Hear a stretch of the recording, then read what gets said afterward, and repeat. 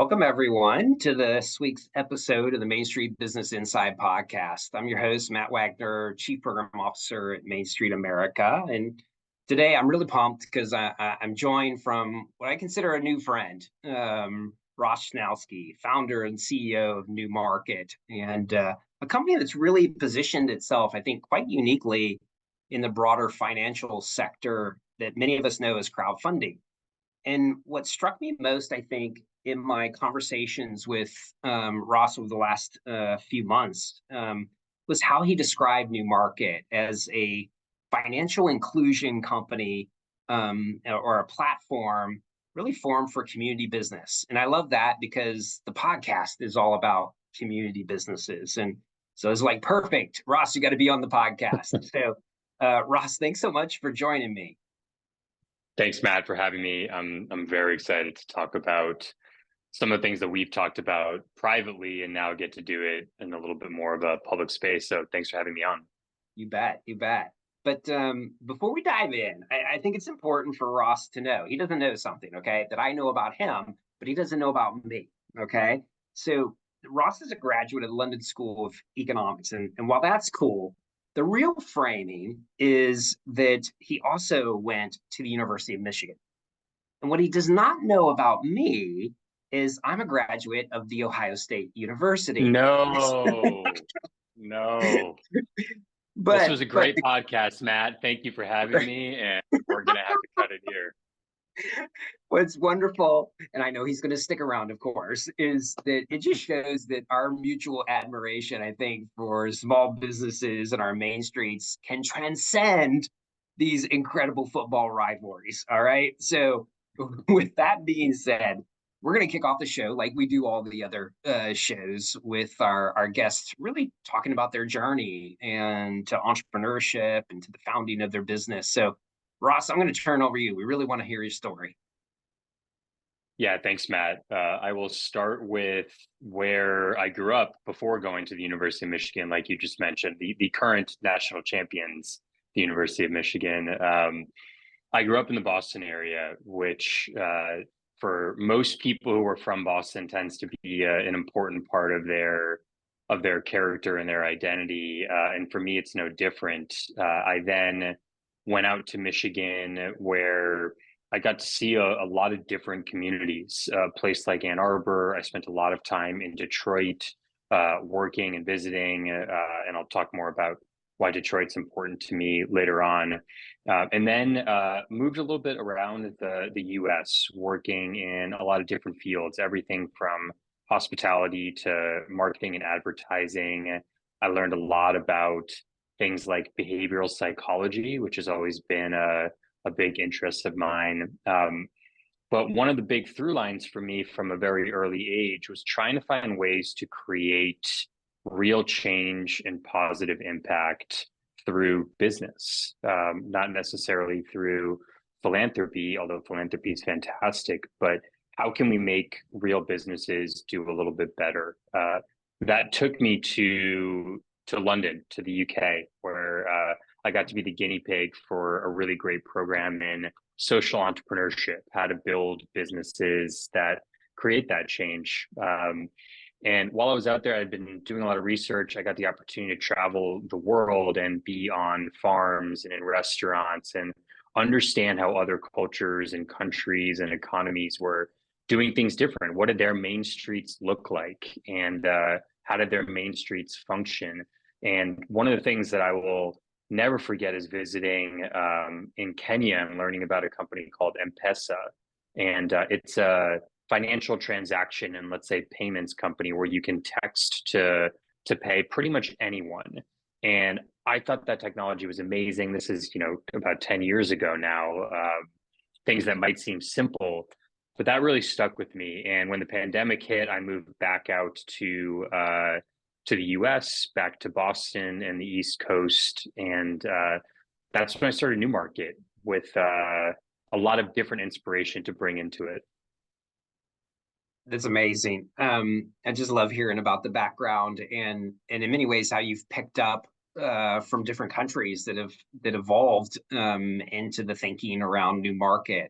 And I think the audience, one of the things that happens for us is we go around, we do a lot of work in, entrepreneurial ecosystem building, have done many interviews and focus groups with small business. I think there's either oftentimes a misunderstanding about crowdfunding or a total like, I don't understand what this is. I've never heard of this concept. And while I know that your work with NuMarket is not exactly crowdfunding, in fact, I think you think about it differently.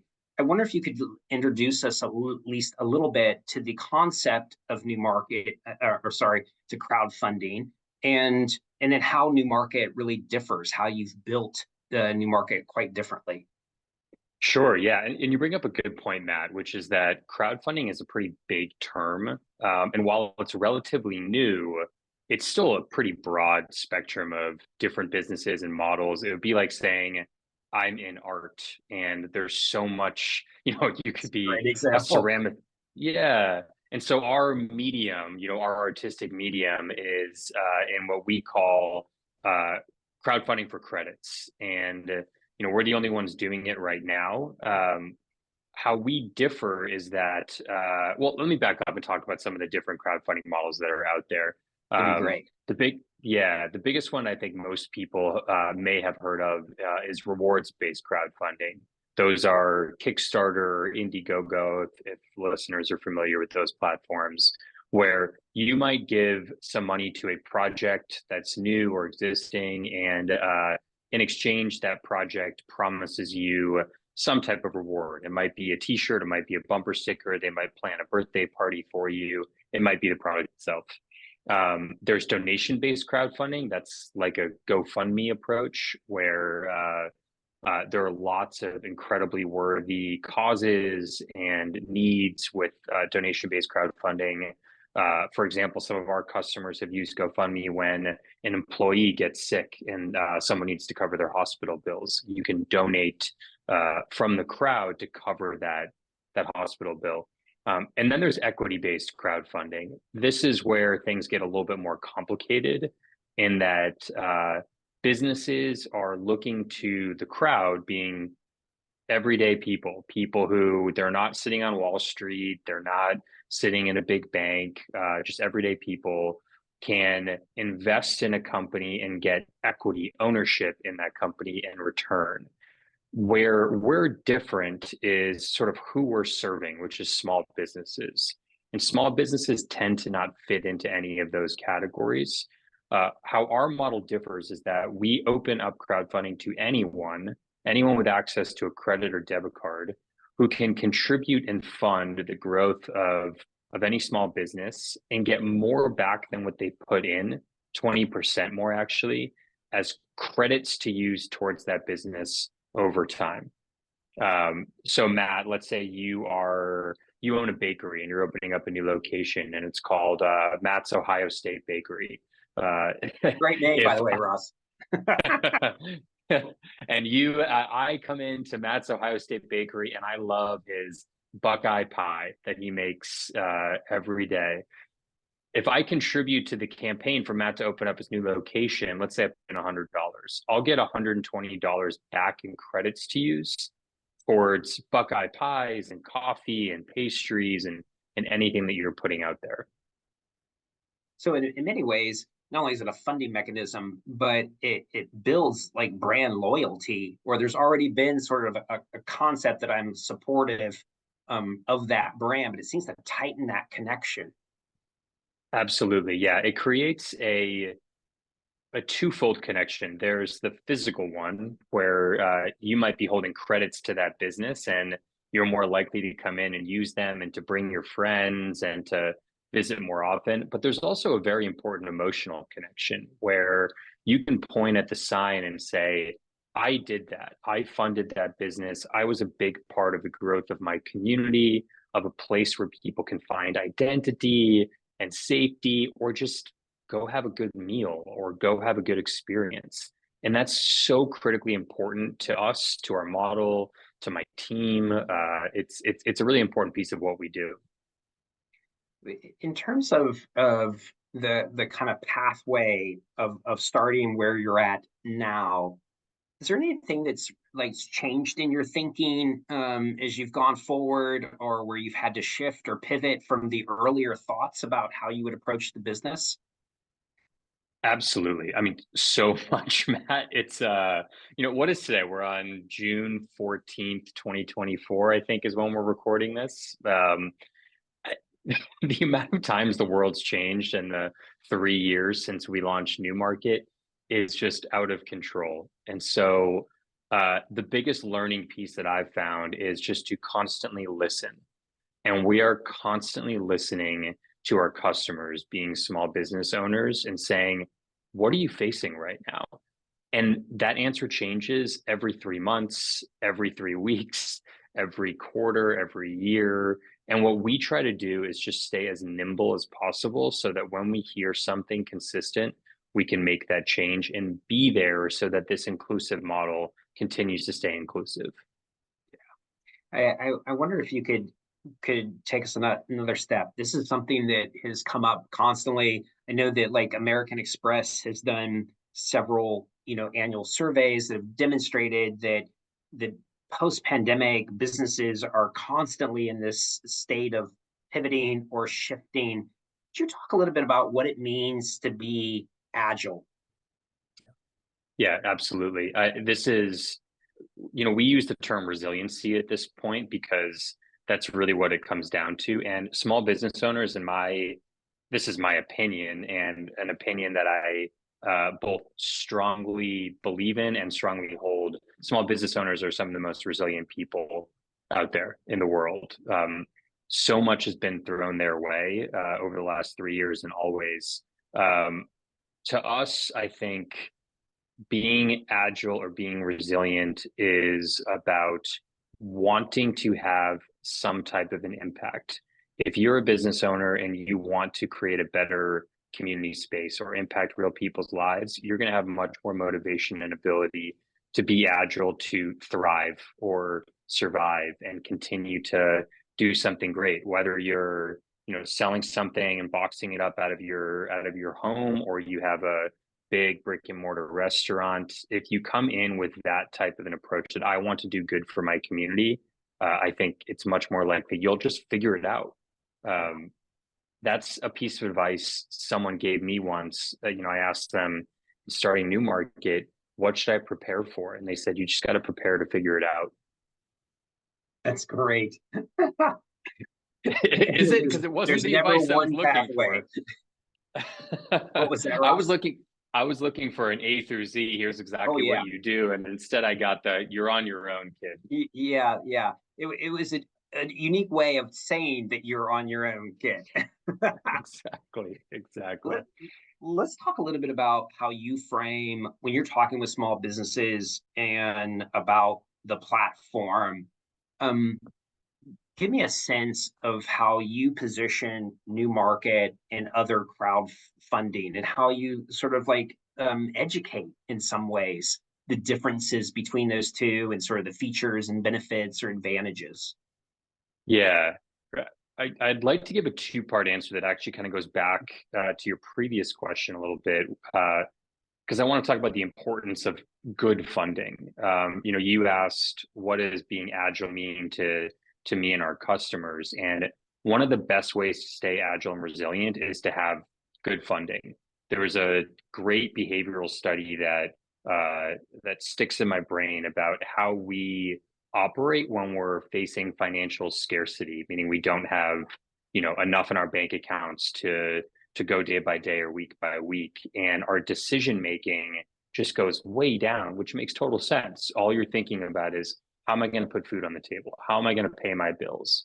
Exactly. You're very narrow minded. And so for small businesses, having good funding that means you can build a business and grow a business the way you want to is your best tool for resiliency. Now, doing that is very hard right now. It is a brutal world if you're a small business owner trying to get funding. And that's where crowdfunding is so important.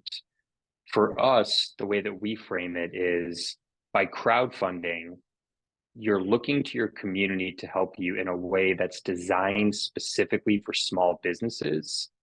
that leads to your longevity and resiliency. The people who are funding you are the people who are going to walk in your doors from day one to day 365 and onward. And so if you can bake all that into one, why not? And why not do it this way so that you don't have to pay cash back to a bank I mean, Matt, I just did some recent research on what's being offered. We're talking 25% interest rates, which is just ludicrous. Unreal. It's unreal. There's no business in the world that can survive on a 25% interest rate. That's top of the line credit card areas and Absolutely. payday loan.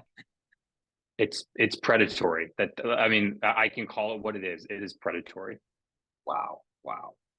Could you, in the respective sort of like features and benefits, I think it's important, especially for our small business listeners, to understand the concept. So this is getting like pretty in the weeds a little bit, but I think it's important to understand when you're talking about giving a customer credits, functionally, how does that work? What, like, how do they think about how many credits and Yeah. like, that provides a balance between what they're receiving and what they're giving?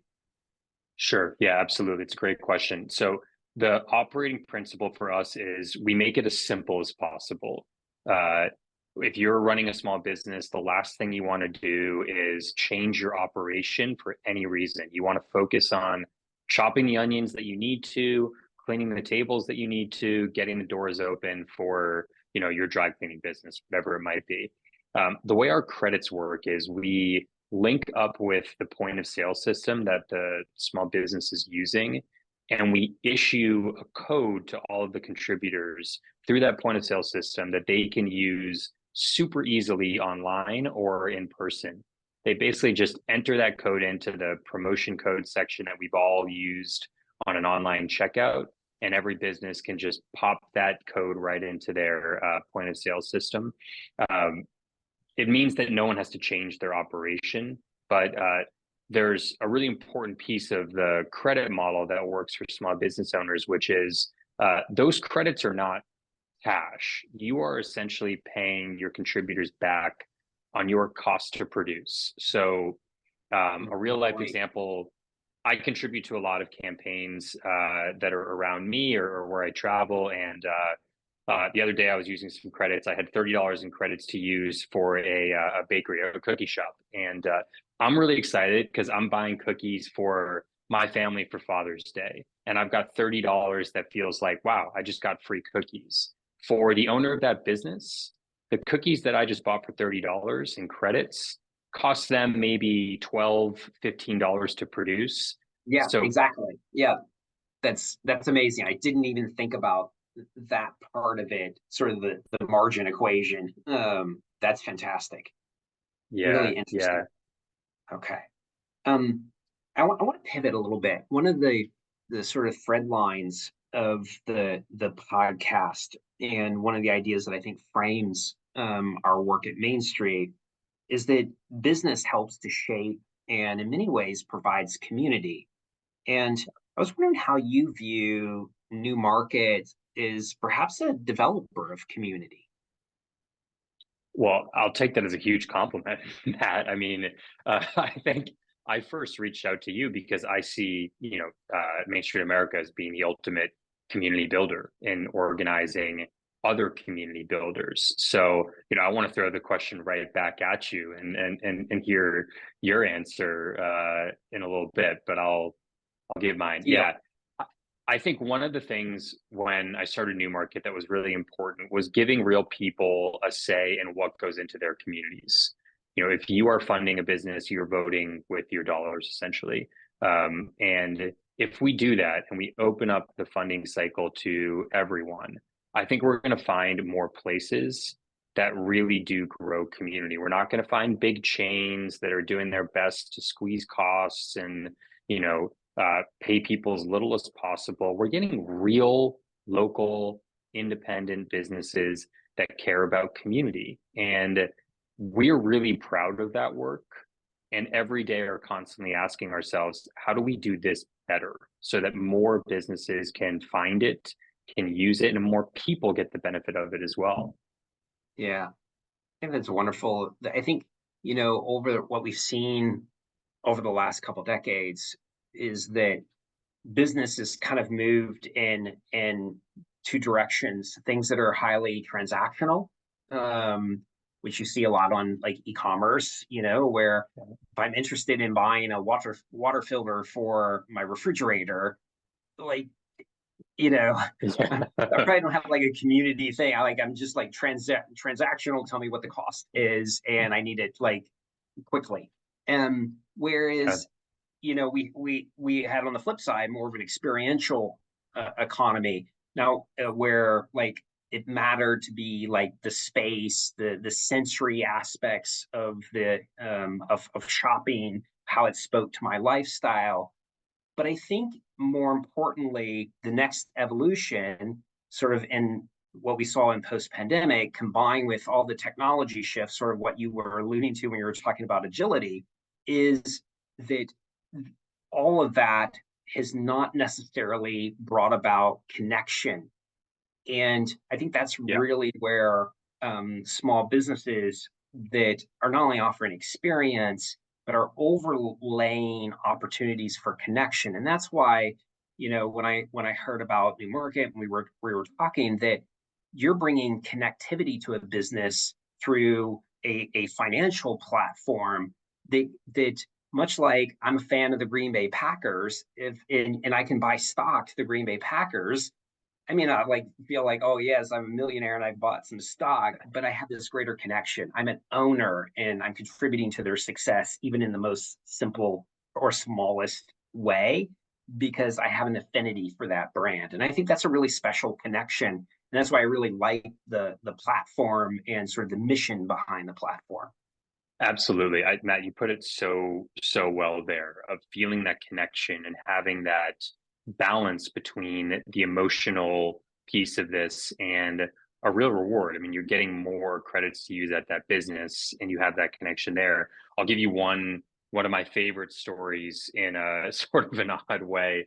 One of our customers called me and said, "We've got a little bit of a problem." I said, "What's going on? Did the technology break down? Did the system not work?" And they said, "No, no, no, we've got somebody parked outside of the restaurant in the fire lane." And we told them, "Excuse me, you can't do that." And they said, "No, no, no, no, no. I invested in this business," and pointed at the sign, and they were a NuMarket contributor. So while we believe we're really building some or enabling really great community building, there's a few hiccups along the way. Yeah, you're going to have quite a few people, Main Street folks that might be listening to this podcast, like rolling on the floor because we call it the evil P word, parking. And so if anyone finds out that if you're a contributor on NuMarket and you can like park then wherever, oh my gosh. No, Yeah, no, no, no. For anyone watching this, I'm waving my hands. Forget I told that story. Everything is roses when it comes to the NuMarket model. that's But beautiful. Matt, I I also I love that love that. Hey, I'm an owner. I have my own spot. I can do whatever I want to. But Right. Matt, I I also love I it. want to I want to double down on you brought up the Green Bay Packers. I'm a Patriots fan, but the Packers are the Oh my only gosh. public. This can't get any Yeah, worse, Ross. yeah. Well, once you're born in Boston, you can't really get rid of it. I get it. But the Packers being they're a publicly owned team, and I don't think it's coincidence they're one of the most successful teams in the history of football.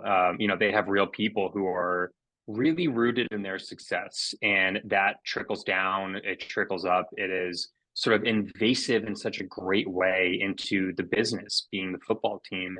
And I think if we have more community connection, uh, through NuMarket campaigns, then we're going to find the same type of success. Yeah, love it. And for anyone that's listening in the Northeast, it's okay. You can still listen to the show, even though I just said something bad about the New England Patriots. It's just sports. It's just sports. A Okay. lot of Um, people clicked off. right.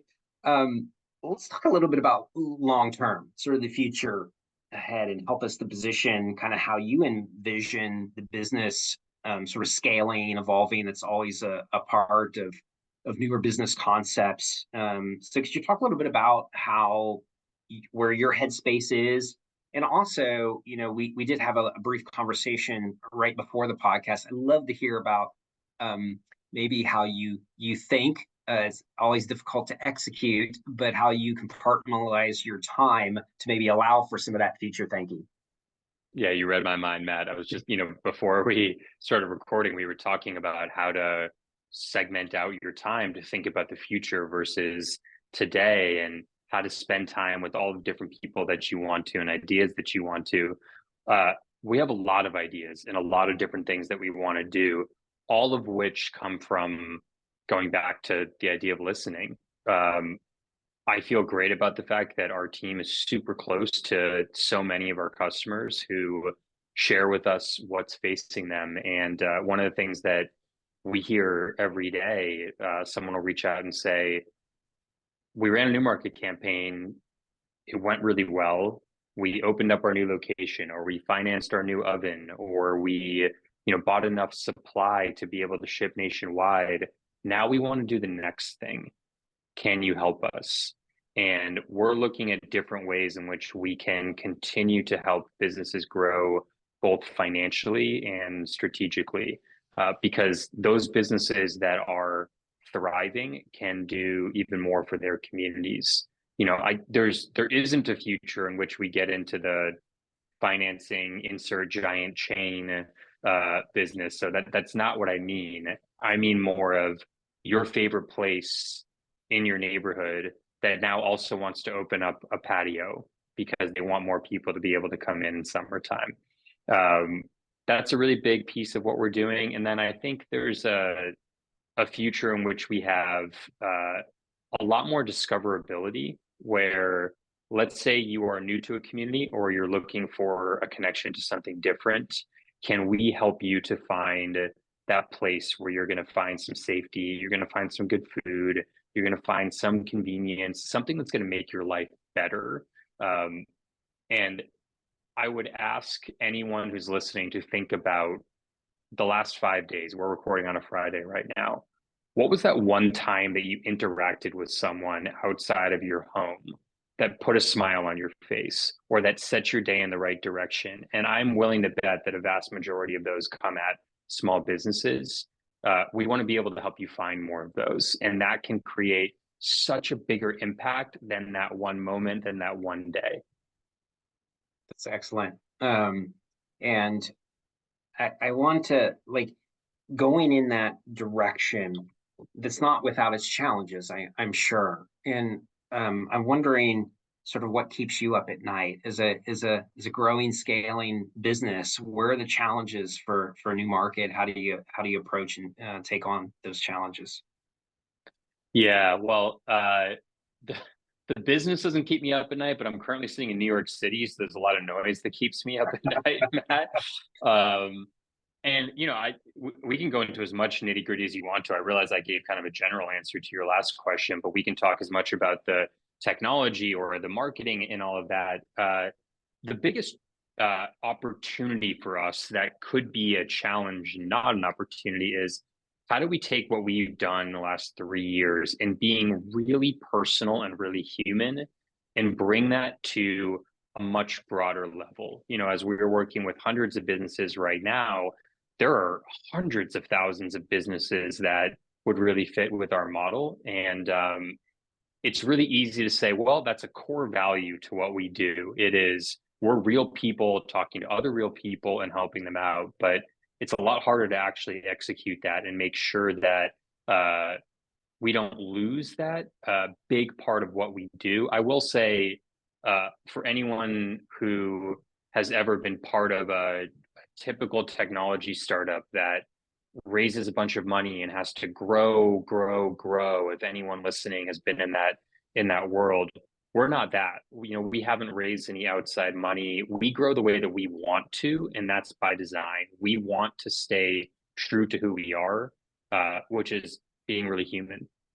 Yeah, I suspect in that way, and given that the sort of the mission element of the brand is so critical, that you need folks that are out there not just like an internal like sales force, but really the people that are championing, whether they're existing businesses that are using the product or people that are familiar. And I wonder, given our audience, especially of like not only small business owners, but those Main Street community builders, um, how should they go about understanding NuMarket, how to describe it to their own businesses?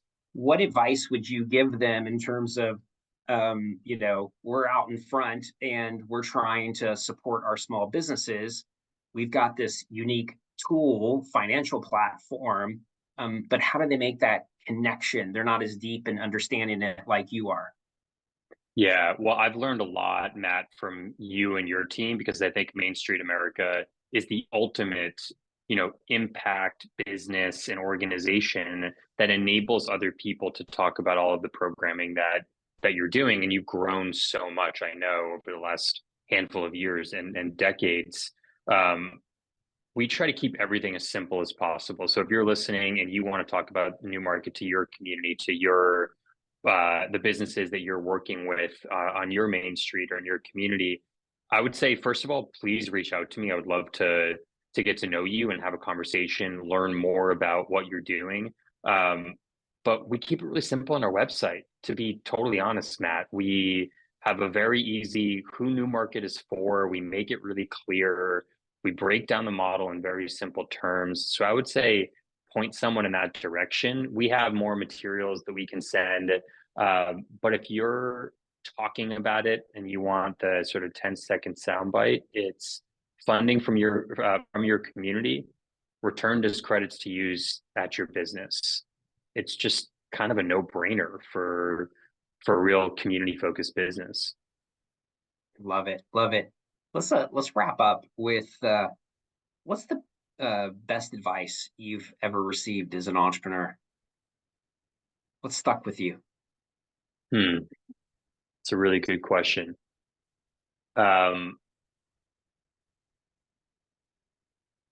I think I've shared. I'm going to cheat and give two different answers, and I think I've actually already shared both of them. They're both pretty short. The first is to listen, and the second is to figure it out. And listening is just so important. I think one of the pieces of conventional wisdom for startups out there is solve a pain point. And I think there are a lot of businesses out there that are solving their own pain points. I have trouble with this, and so I'm going to go build this new thing. For us, it's about listening to what others are really facing and then going out and designing something specifically oriented towards that, not assuming that some experience we had is what's right and we're going to go create that thing. It's listening to others' experiences. And then to figure it out, I mean, the reason why it was such good advice is that I've been thinking about it ever since.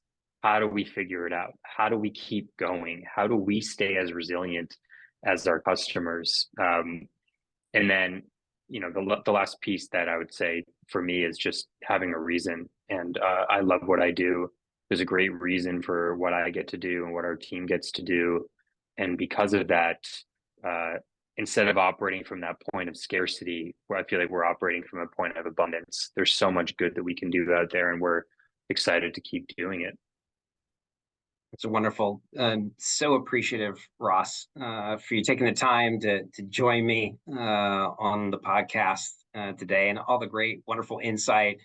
And frankly, another wonderful opportunity for our main streets and small businesses to think about the important, needs around financial capital, especially when that need is so great. Appreciate it. Best of luck. We'll be sharing all of your information in the show notes, and I look forward to continued conversations.